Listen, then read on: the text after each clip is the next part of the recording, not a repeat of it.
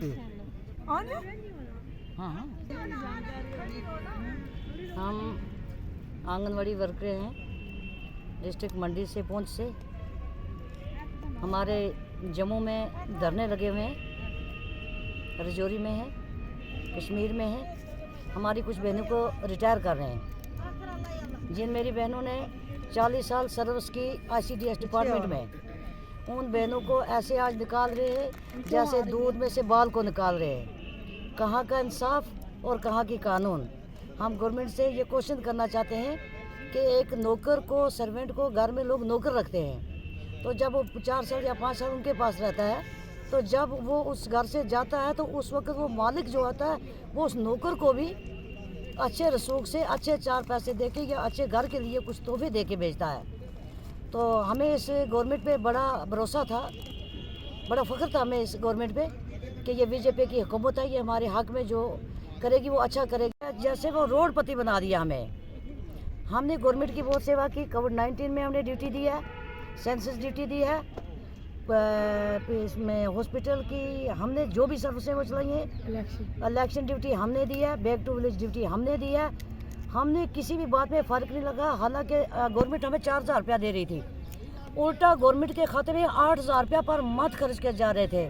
फिर मेरे सुनने में ये भी आया कि हमारे LG साहब के जो समीर हैं, उन्होंने ये बोला कि आंगनवाड़ी वर्कर तो सब कुछ खा गई। शेम होनी चाहिए इन लोगों के लिए। आंगनवाड़ी वर्कर खा नहीं गई, बल्कि अपना घर, अपने बच्चों का खाना पीना वो उनको खिला गई, गवर्नमेंट के खाते में डाल गई।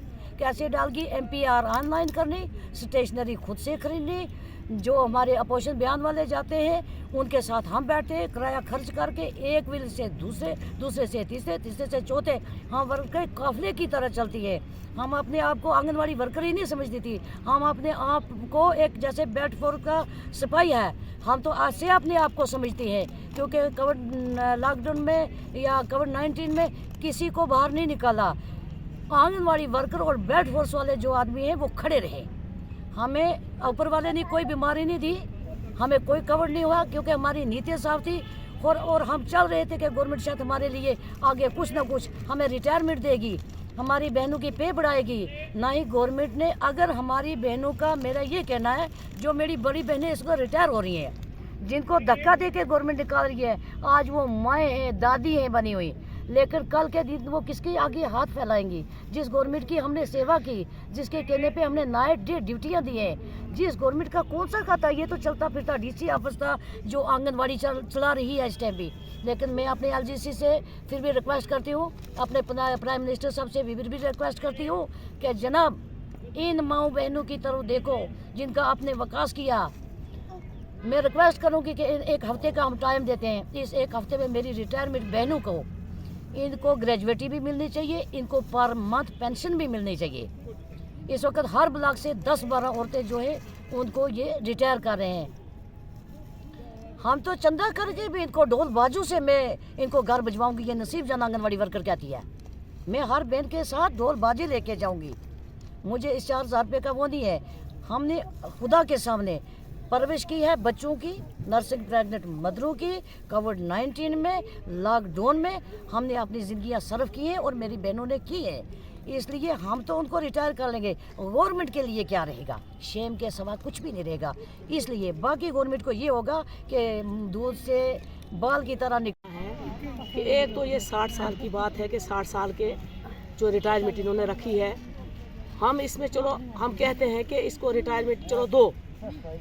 जो मेरी बहन नसीब जान ने ये बात बोली कि इनको कुछ दो कफन दफन के लिए, इनको दो, वो तो पॉसिबल है, वो तो है। लेकिन एक इन्होंने और मुद्दा लाया है कि जो वार्ड के, एक वार्ड की दूसरी वार्ड में जाएगी, दूसरी वार्ड की वो ऐसे कोई वार्डों का मसला रखा है, और दूसरी कि शादीशुदा जो औरत है वो वहाँ जो जिनकी शादी हो गई है उनको डिसएंगेज किया जाएगा, ये किया जाएगा। जब हम लगे थे, चलो हम पुराने युग की बात करते हैं, हम 88 की बात करते हैं, हम 84 की बात करते हैं, 83 की बात करते थे, हमें स्कूलों में से पकड़ के उस वक्त लाया गया था कि आओ आंगनबाड़ी में यहाँ लगो आप। हम ये कहते हैं LG साहब से कि हमारी ज़िंदगी पे क्यों पानी डाला? अगर उस वक्त हमें स्कूलों से पकड़ के लाया इन्होंने कि आंगनबाड़ी में लगो, लोगों की सेवा करो, तो उस वक्त हमें पढ़ने देना था ना, हम भी किसी पोस्ट पे जाते। आज कहते हैं नहीं जी जिनकी शादी हो गई है उनको निकालो।